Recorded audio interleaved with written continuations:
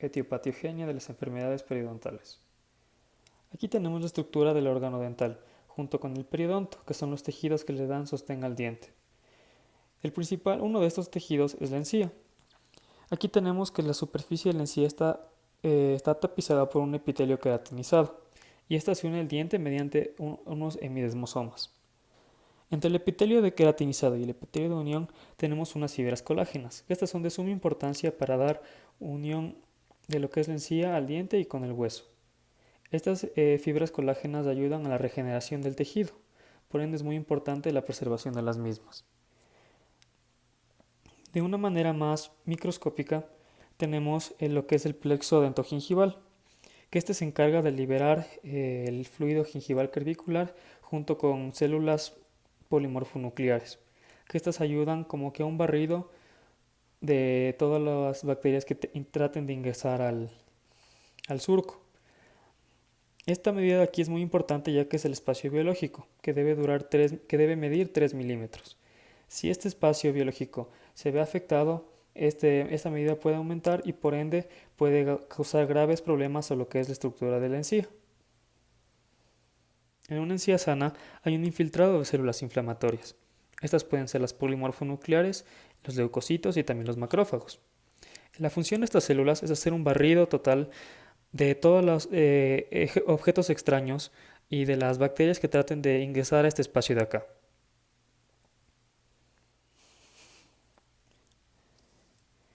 El principal componente para que se dé una gingivitis es la acumulación de placa y retención de productos bacterianos, ya que de esta manera se inflama la encía de una mayor magnitud. Aquí tenemos primeramente la lesión inicial. En la lesión inicial hay una formación de placa en el tercio gingival del diente, que esto se desarrolla un proceso inflamatorio.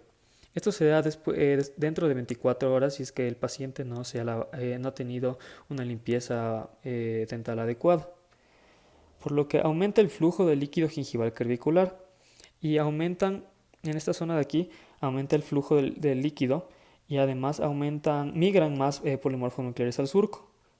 Mientras más flujo haya de líquido, mayor inflamación va a haber. Y los linfocitos se quedan por antígenos y citoquinas en el tejido conectivo, ya que esto ya empieza a ya empieza a darse un proceso inflamatorio. En cuanto a la lesión temprana, esta se da después de varios días, específicamente unos 3 o 4 días después de que no ha habido una limpieza adecuada. En los vasos en este tipo de lesión están totalmente dilatados, lo que hace que se dé un enrojecimiento de la encía. Entonces ya empezamos a ver clínicamente eh, características que nos permiten diagnosticar que ya la enfermedad periodontal ha avanzado a una etapa más severa. Los linfocitos y los polimorfonucleares son predominantes en este infiltrado inflamatorio y como vemos el espacio biológico ya ha aumentado y ya empiezan a haber otro tipo de bacterias y hay un acúmulo de bacterias. Como vemos aquí también ya la placa ya comienza como que a calcificarse debido a los productos que tiene el líquido gingival crevicular.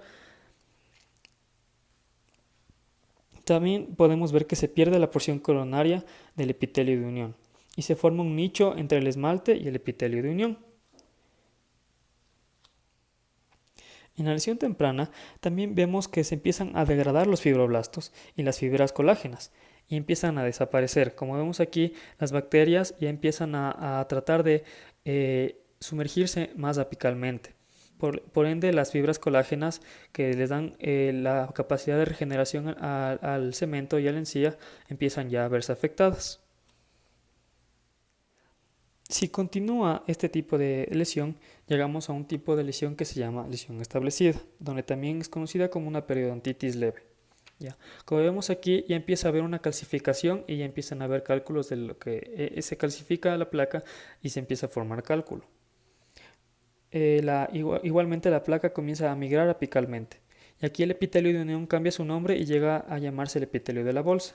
Lamentablemente aquí ya la recuperación no va a ser del 100% si es que se busca un tratamiento regenerativo. En este tipo de lesión establecida, el flujo de líquido gingival crevicular aumenta y el epitelio de unión y el tejido conectivo están totalmente infiltrados por un número de leucocitos. Como lo mencioné, el epitelio de unión cambia su nombre a epitelio de la bolsa, en donde no está unido a la superficie del diente, por lo que hay una mayor migración de las bacterias. Aquí ya hay y empieza a haber mayor afectación en lo que son las fibras colágenas, por lo que ya empieza a perder la capacidad de regenerarse la encía y de igual manera el cemento. En la lesión avanzada ya es una etapa muy crítica en la enfermedad periodontal, ya que como vemos afecta totalmente al hueso, ya que hay una reabsorción de hueso y una recesión de encía.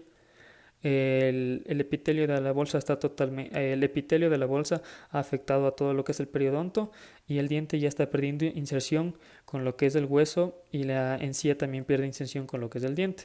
Como vemos ya el cálculo afecta a todo el diente y las bacterias están migrando más apicalmente, por lo que en esta etapa ya no es muy difícil la regeneración completa de los tejidos.